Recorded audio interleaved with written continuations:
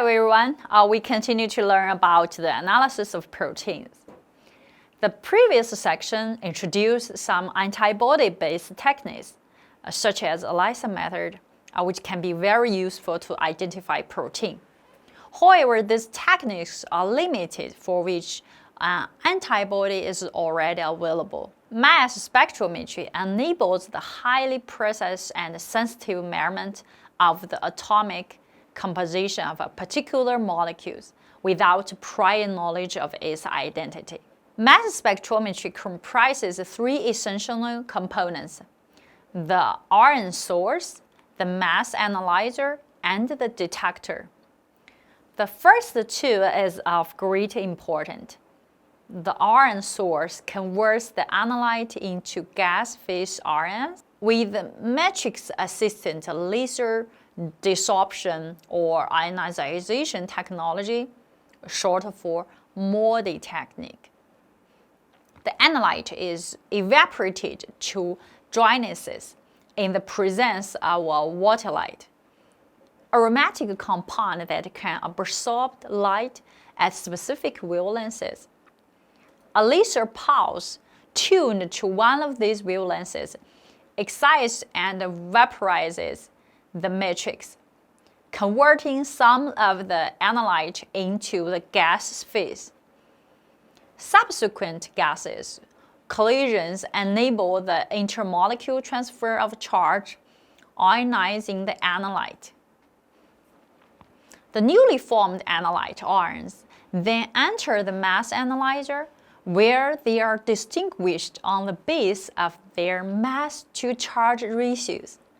For this discussion, we will consider one of the simplest, the time of flight mass analyzer, short for TOF, T-O-F, in which RNs are accelerated through an elongated chamber under a fixed electrostatic potential. Given two RNs of identical net charge, the smaller RN will require less time to traverse the chamber than will the large RN.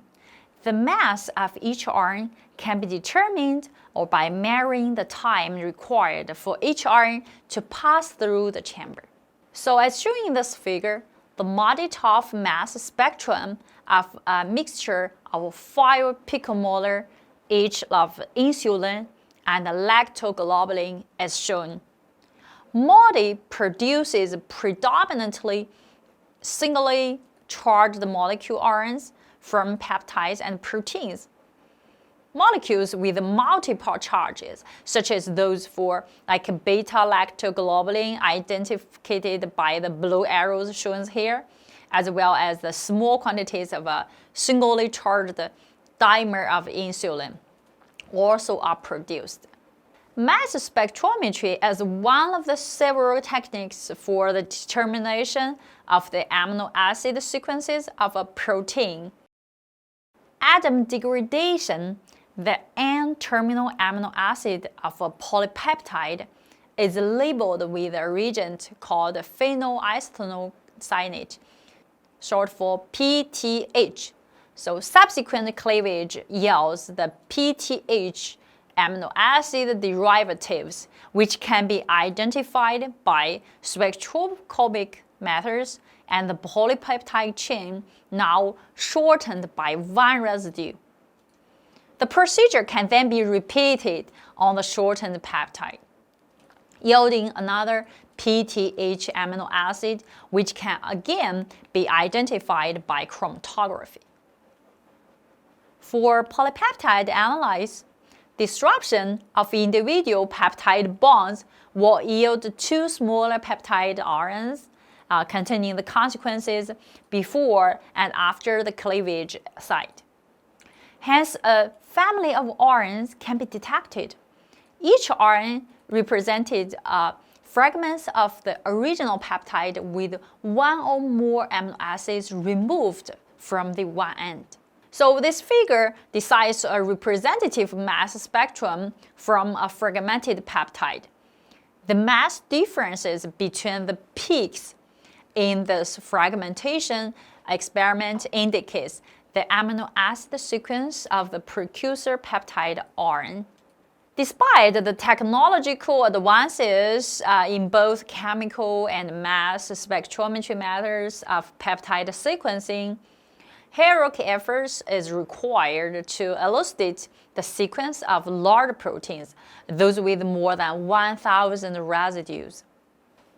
For sequencing such proteins, a complementary experimental approach based on recombinant DNA technology is often more efficient. Long stretches of DNA can be cloned and sequenced, and the nucleotide sequence can be translated to reveal the amino acid sequence of the protein encoded by the gene. Even with the use of DNA-based sequence to determine primary structure, there is still a need to work with isolated proteins. The amino acid sequence deduced by reading the DNA sequence is that of the nascent protein, the direct product of the translational machinery. Amino acid sequences derived from DNA sequence are rich in information, but they do not disclose these modifications. Therefore, genomic and proteomic analysis are complementary approaches to elucidating the structure base of protein function.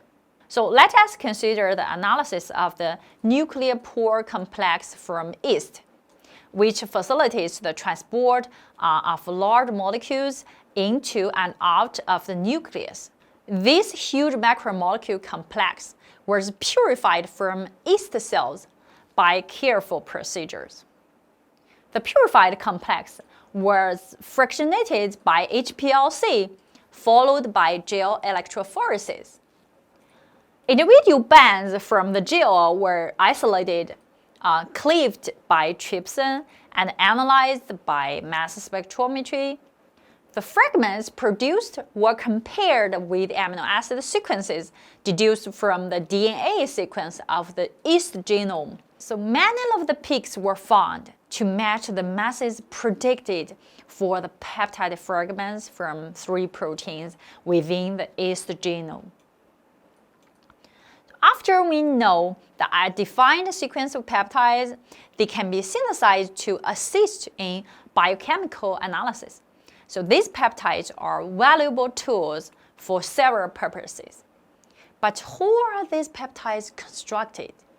The sequence of steps in solid phase synthesis includes first, an anchoring of a C-terminal amino acid to a solid resin. And the second step is deprotection of the amino terminus.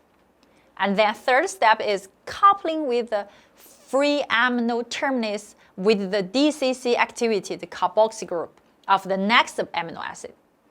So step 2 and 3 are repeated for each added amino acids, and then finally in step 4, the completed peptide is released from the resin. Okay, see, here is for today, and thank you for your listening.